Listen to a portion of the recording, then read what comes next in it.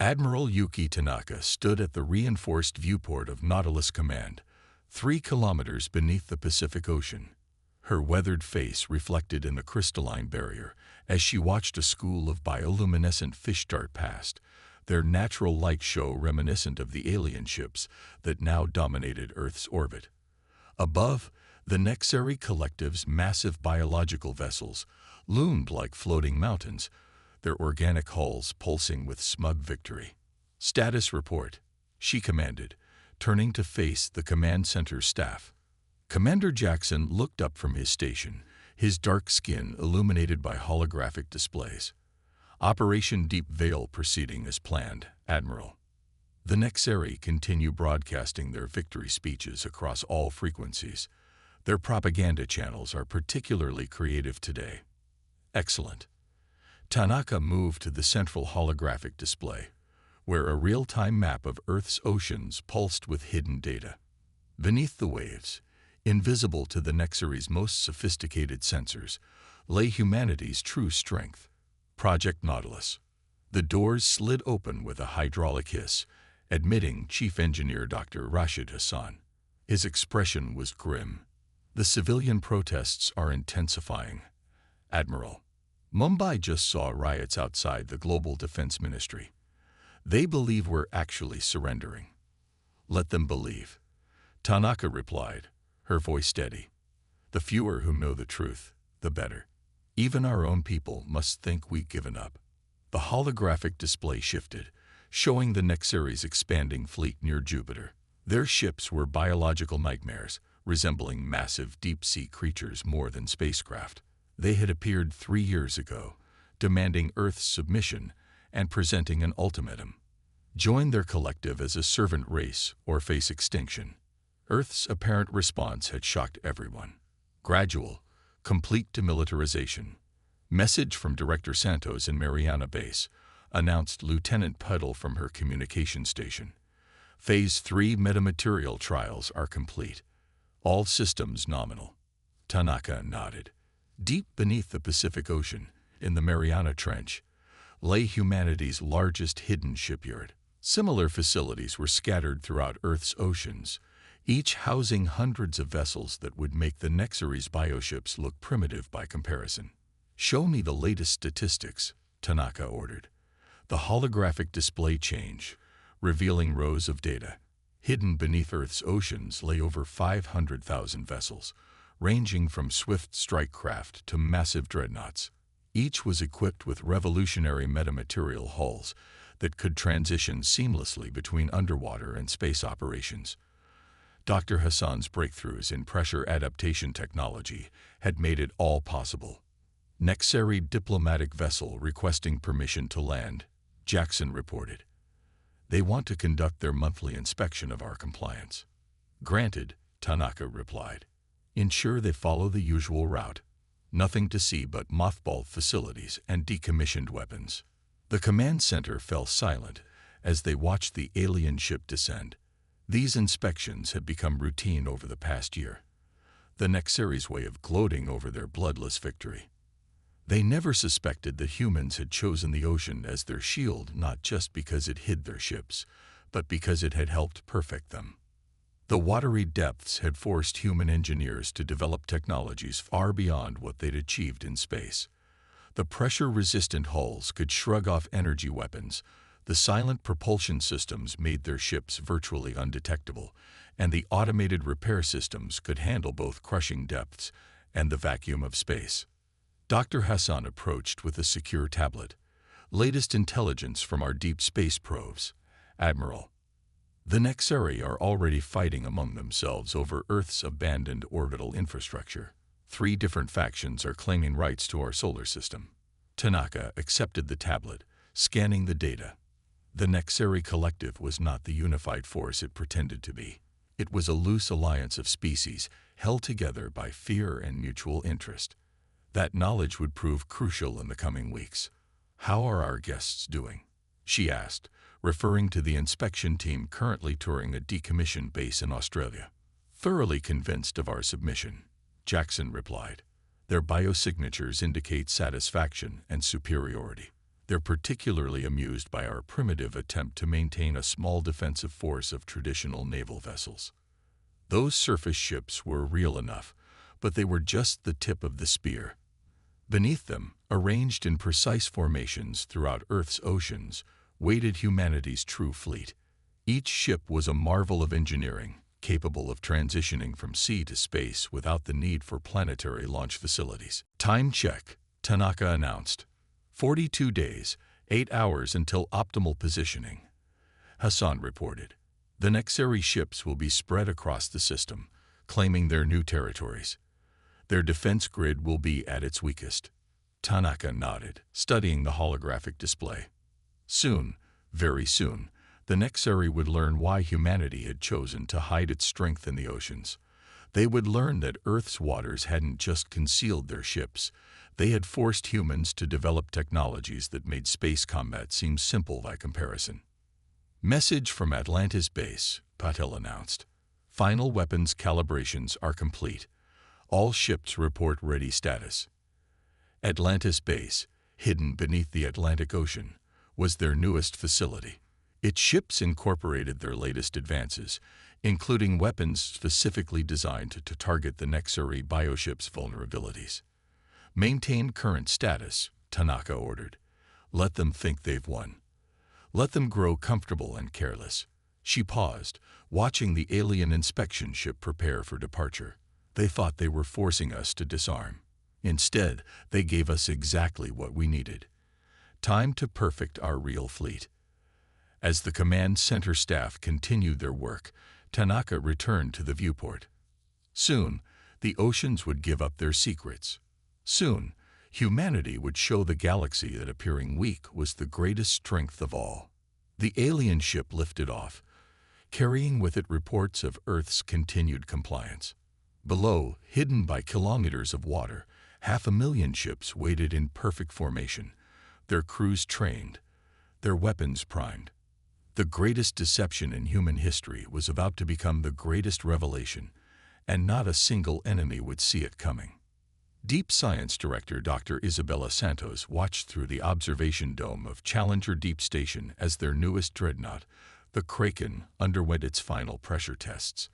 At this depth, the water outside was darker than space itself, illuminated only by the station's external lights and the vessel's adaptive bioluminescent coating, an innovation inspired by the very creatures that called these depths home. Pressure test reaching maximum parameters, announced Dr. Kai Wang, her lead systems architect. Hull integrity at 100%. No signs of stress or microfractures. 3 years ago, when Santos had first proposed using Earth's oceans as both shipyard and proving ground, even her fellow scientists had called it impossible. Now, watching the massive vessel withstand pressures that would have crushed traditional spacecraft into atoms, she felt a fierce pride. Begin metamaterial transition test, she ordered. The Kraken's hull shimmered, its surface rippling like liquid mercury. This was their true breakthrough, a material that could actively adapt to its environment, optimizing its structure for either deep-sea pressure or the vacuum of space. The transformation was beautiful, like watching evolution happen in real time. Director Santos, a voice called. She turned to see Fleet Commander Marcus Bishop entering the observation dome. The latest tests look promising. Commander, she nodded toward the demonstration in progress. The Leviathan-class vessels are exceeding our projections. The new metamaterial configurations are performing 40% better than our initial estimates. Bishop moved to stand beside her, watching the massive ship. The Nexaries inspection team just departed Luna Base. Their report indicates total confidence in our submission. Santos allowed herself a grim smile. If they only knew what their ultimatum actually gave us, we never would have developed half of these technologies without the pressure of their deadline. The irony wasn't lost on either of them. The Nexaries' demand for Earth's submission had forced humanity to innovate in ways they never would have otherwise considered. Traditional space warfare had always favored the aliens' biological ships, but underwater warfare, that was something entirely new. Show me the Hydra system, Bishop requested. Santos gestured, and the holographic displays shifted to show another testing area. Here, smaller vessels were demonstrating their ability to launch through water with virtually no cavitation. Silent hunters that could emerge from the depths without warning. The propulsion system was inspired by cephalopods, Santos explained. No moving parts, just electromagnetic field manipulation. Completely silent and equally effective in water or space. She paused, pride evident in her voice. We've essentially turned their greatest advantage, their biological technology, into their greatest weakness. A warning light flashed, drawing their attention back to the Kraken's test. The dreadnought was now demonstrating its rapid transition capabilities, its hull reconfiguring from deep-sea mode to space warfare configuration in mere seconds. Message from Dr. Patel in Indian Ocean Base, Wong announced. They've successfully tested the quantum resonance weapon system. Full functionality in both aquatic and vacuum environments. Bishop's eyes narrowed. Power requirements. Minimal, Santos replied. The weapon uses the enemy's own mass against them. The more organic material in their ships, the more devastating the effect. Their biological vessels are particularly vulnerable to our harmonic disruptors. The same principles that let whales communicate across oceans will let us tear their fleet apart. The commander nodded slowly. And they'll never see it coming. Their entire strategic doctrine is based on space warfare. They have no concept of what we've achieved down here. Santos moved to another console, bringing up data from their spy satellites. The Nexaries bioships were truly massive, some nearly the size of small moons. But their organic construction, while incredibly resilient in space, had never been tested against weapons developed to function in crushing oceanic pressures. Timeline, Bishop asked. Final integration of all systems will be complete in 18 days.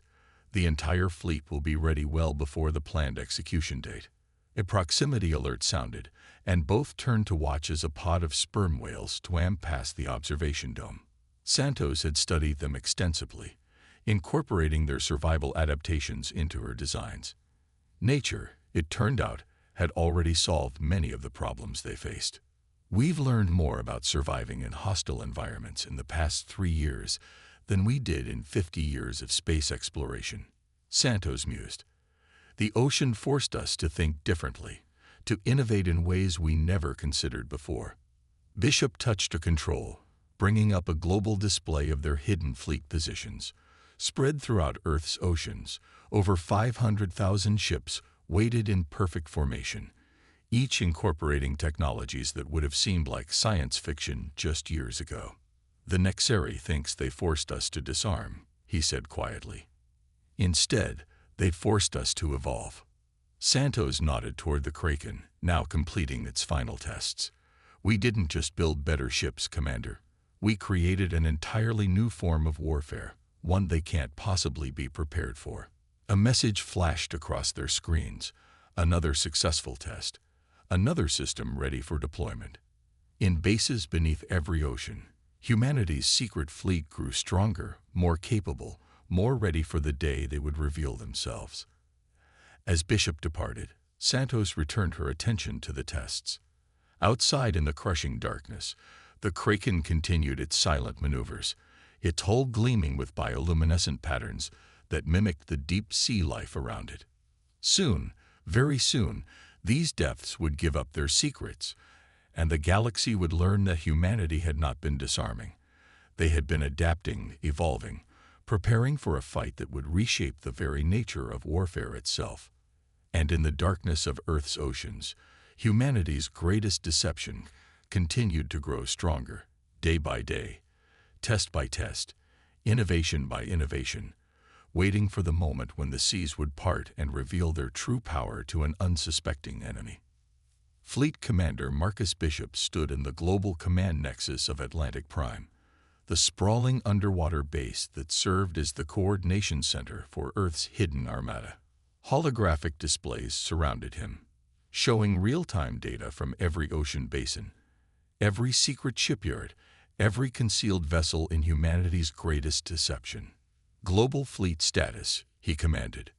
The air filled with crystalline data streams as Commander Olivier Reyes, his operations chief, brought up the latest reports.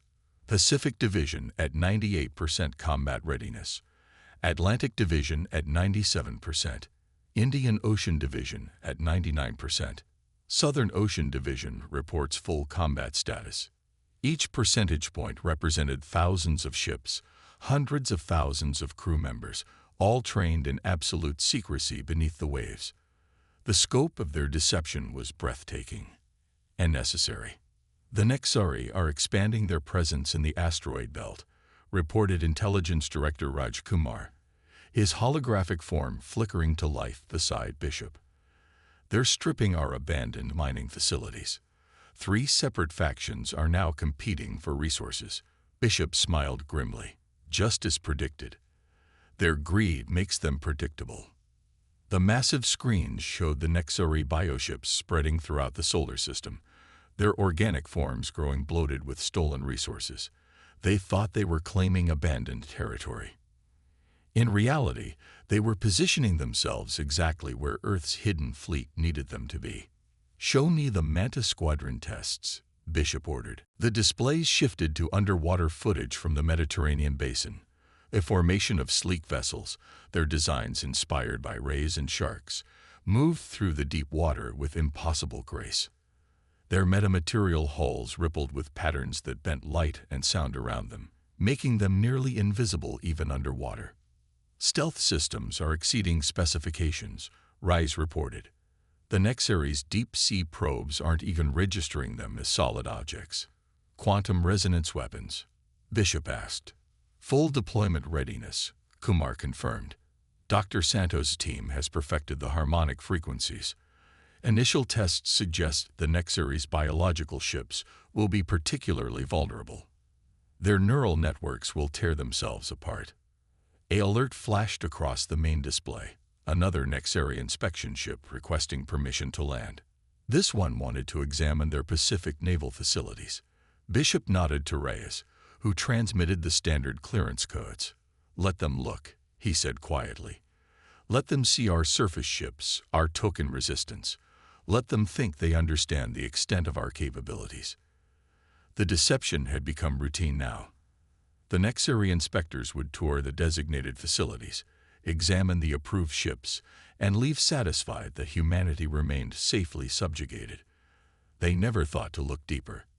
They never considered that the ocean itself had become humanity's greatest ally. "Message from Thermal Base," announced Lieutenant Wei. "Hydrothermal power grid operating at 115% capacity. All deep-sea facilities reporting surplus energy reserves." Another innovation born of necessity. When they'd first begun building the underwater fleet, power generation had been their greatest challenge. Then they'd discovered how to harness the Earth's own thermal vents, creating a power grid that could sustain their entire armada indefinitely. "Show me the global launch simulations," Bishop ordered. The holographic display transformed into a world map, showing the carefully choreographed emergence of Earth's hidden fleet. Each vessel's path was calculated to the millisecond, ensuring they could transition from deep-sea pressure to space vacuum without alerting the enemy until it was too late. "Surface breach to combat deployment will take exactly 47 seconds, Rise reported. "The Nexari won't have time to realize what's happening, let alone respond effectively." "And our new weapons?" Bishop asked. Kumar brought up the latest test data. "The pressure wave cannons are performing beyond expectations. In space, the focused gravitational pulses will affect their bioships the same way extreme pressure affects organic matter in the deep ocean. They'll be crushed from within." A proximity alert drew their attention to one of the external cameras. A massive whale shark glided past the command center's armored windows, its spotted pattern a reminder of the natural world that had inspired so many of their innovations. "Nature's been fighting the pressure war for millions of years," Bishop mused. "We just had to learn how to adapt our solutions to our needs." "Commander," Rice called out suddenly. "Message from Admiral Tanaka. The Nexari have begun moving their administrative center to Mars. They're centralizing their command structure exactly as predicted." Bishop nodded slowly. Everything was falling into place. The Nexaries' arrogance, their certainty in their victory, was leading them to make exactly the mistakes humanity needed them to make. "How long until the fleet is at 100% readiness?" he asked. 15 days, Kumar replied. "All ships, all weapons, all personnel." Bishop studied the global display, watching the hidden patterns of his fleet's movements beneath the waves. 500,000 ships, each a masterpiece of human ingenuity, each incorporating technologies that had never existed before the Nexari forced humanity to look to the oceans for salvation. "They thought they were watching us disarm," he said quietly. "Instead, they were watching us evolve into something they couldn't possibly comprehend." The inspection ship was departing now, carrying another report of humanity's continued submission. Below, in the crushing depths, humanity's greatest achievement continued its silent preparation. Soon, the oceans would part. Soon, the true face of human innovation would reveal itself. And when it did, the Nexari would learn that they hadn't broken humanity's spirit. They had merely forced it to adapt, to grow stronger in ways they could never have anticipated. The ocean's greatest lesson was about to be taught to the stars themselves. The Nexari command vessel Eternal Dominion hung in Mars orbit, its organic hull pulsing with patterns of supremacy and control. High Commander Xarlak stood on his command podium, his crystalline sensory arrays reflecting multiple views of the subjugated solar system. "Another successful inspection, his second," Vorthak reported. "The humans continue to dismantle their defenses as agreed. Their submission is complete." Xarlak's external membranes rippled with satisfaction, and their oceans, still filled with their primitive watercraft. "They cling to their naval traditions like larvae to a host," Vorthak replied. "Though our deep scan probes continue to have difficulty penetrating their deeper waters." "Irrelevant," Xarlak dismissed. "What threat could possibly hide in such primitive conditions?" The answer came 30 seconds later. The first indication that something was wrong was a subtle disturbance in the Pacific Ocean. Nexari orbital sensors showed what appeared to be a massive upwelling of water, then another in the Atlantic, another in the Indian Ocean. Multiple contacts. The sensor operator's voice rose in alarm. Massive objects emerging from Earth's oceans. Xarlak's sensory arrays widened as the impossible unfolded before him. From the depths of Earth's oceans, ships began to rise. Not dozens, not hundreds, hundreds of thousands. Their hulls shed water like liquid mercury, seamlessly transitioning from aquatic to space-worthy configuration. In her command center deep beneath the Pacific, Admiral Tanaka gave the order they'd waited 3 years to hear. "Execute Operation Rising Tide. All ships commence emergence protocol." Around the globe, humanity's hidden fleet revealed itself. The ships rose in perfect formation, their metamaterial hulls already adapted for space combat. Each vessel's design was unlike anything the Nexari had ever encountered, smooth, predatory shapes that seemed to flow rather than move. Impossible. Xarlak's membranes pulsed with distress. Their orbital defenses were minimal, their fleet spread thin across the system. "First wave in position," Commander Bishop reported to Tanaka. "Nexari fleet showing signs of confusion and disarray." "Execute attack pattern Leviathan," Tanaka commanded. "Target their command and control nodes first." The human ships moved with devastating precision. Their quantum resonance weapons, designed to function in crushing ocean depths, proved catastrophic against the Nexari's bioships. The organic hulls that had seemed so invulnerable in traditional space combat offered little protection against weapons inspired by deep-sea predators. Multiple Nexari vessels experiencing critical hull failures, Lieutenant Patil announced, her voice steady. "Their organic technology appears particularly vulnerable to our sonic disruptors." In space, the battle unfolded like a dance choreographed by nature itself. Human ships moved with the fluid grace of marine predators, their formations reminiscent of hunting pods of whales. The Nexari's massive bioships, for all their biological advantages, found themselves facing weapons and tactics they had never encountered. Second wave emerging now, Bishop reported. Atlantic and Indian Ocean flotillas reporting successful transition to space combat configuration. The Nexari fleet attempted to reorganize, to bring their superior numbers to bear, but their tactics, honed in the vacuum of space, proved inadequate against an enemy that had learned to fight in 3 dimensions under crushing pressure. Fascinating, Dr. Santos murmured from her observer station. Their bioships are responding to our harmonic attacks exactly as predicted. The resonance frequencies are disrupting their neural networks. Indeed, the massive alien vessels were writhing in space, their organic systems thrown into chaos by weapons based on whale songs and deep-sea pressure waves. Ships that could shrug off traditional energy weapons were being torn apart from within by forces they had never evolved to resist. All emergence points report successful deployment, Rise announced. 500,000 ships combat ready. No losses during transition. Tanaka watched the battle unfold on her tactical displays. The Nexari's confusion was turning to panic as they realized the true extent of humanity's deception. Their biological ships, so supreme in traditional space combat, were being systematically dismantled by weapons and tactics born in Earth's oceans. They never understood, she said quietly. The ocean didn't just hide us. It taught us. It forced us to evolve beyond anything they could imagine. The battle continued to unfold across the solar system, but its outcome was already certain. Humanity's greatest deception had become its greatest triumph, and the stars themselves would never be the same. The solar system had become a graveyard of broken bioships. The Nexari Eternal Dominion, once proud flagship of an invading force, now drifted powerless near Mars, its organic hull riddled with quantum fractures. Inside, High Commander Xarlak watched in horror as humanity's ocean-borne fleets systematically dismantled everything his species had built. How? He rasped to his failing command center. How did we not see this? In Earth orbit, Admiral Tanaka stood on the bridge of the Leviathan, humanity's first deep-sea dreadnought. Through the viewport, she watched the battle's final stages unfold.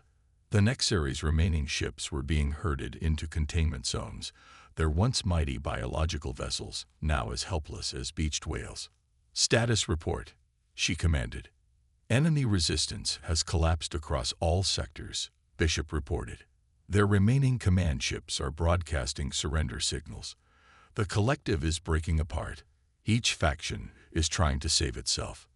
Dr. Santos's voice came through the command channel. Their neural networks are completely overwhelmed by our harmonic weapons. They never evolved defenses against deep-sea pressure dynamics. How could they? They never had to fight the ocean itself. Tanaka moved to the tactical display, where red markers representing Nexari ships were steadily winking out or turning yellow to indicate surrender. The blue markers of Earth's fleet moved with fluid precision, their formations still perfect even after the transition from sea to space. Message from the Nexari High Command, Lieutenant Patel announced. They're requesting terms. Show me, Tanaka ordered. The main screen filled with Xarlak's image.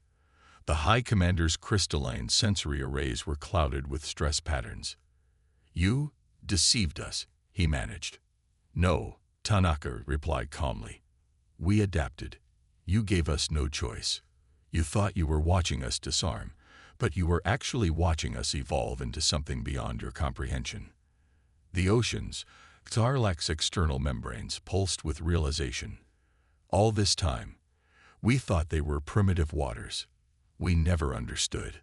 The greatest pressure in our solar system isn't in space. Dr. Santos cut in, her voice carrying the weight of scientific triumph. It's in our oceans.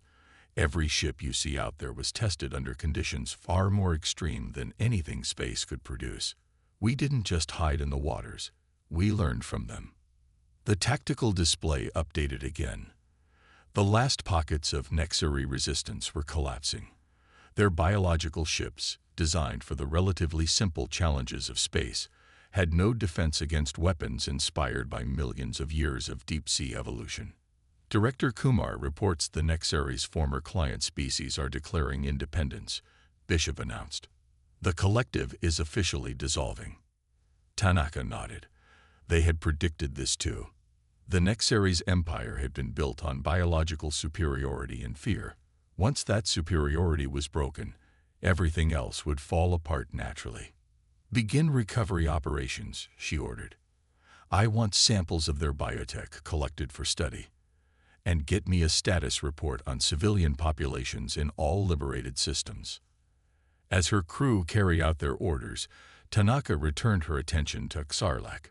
Your empire is over, High Commander. But humanity doesn't seek dominion. We only wanted to be left in peace. Peace. Xarlak's voice carried bitter irony. You destroyed our fleet. No, Tanaka corrected. We showed you that true strength doesn't come from domination. It comes from adaptation, from learning to survive in the harshest conditions and emerging stronger. She gestured to the viewport, where Earth hung like a blue jewel. Our oceans taught us that. Perhaps now you understand. There is always something deeper to learn, something more to discover. That's the real lesson humanity learned in the depths. The final reports came in. The battle, if it could even be called that, was over. Humanity's hidden fleet had emerged from the oceans and rewritten the rules of space warfare in less than 6 hours. Send word to all commands, Tanaka ordered. Operation Rising Tide is complete. Begin Phase 1 of the Reconstruction Initiative.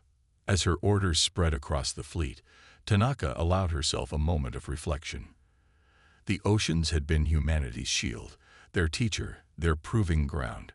Now they would be their gateway to the stars, not as conquerors, but as guardians of a new kind of peace.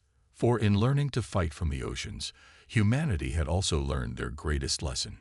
True strength lay not in domination, but in adaptation. Not in breaking, but in flowing. Not in force, but in understanding. The stars themselves would never be the same. And somewhere in the deep, dark waters of Earth's oceans, the next evolution of human ingenuity was already beginning to take shape, waiting for the next challenge that the universe would bring. For that was humanity's true strength. Not the weapons they had built, or the deception they had maintained, but their endless capacity to adapt, to evolve, to emerge from the depths stronger than before.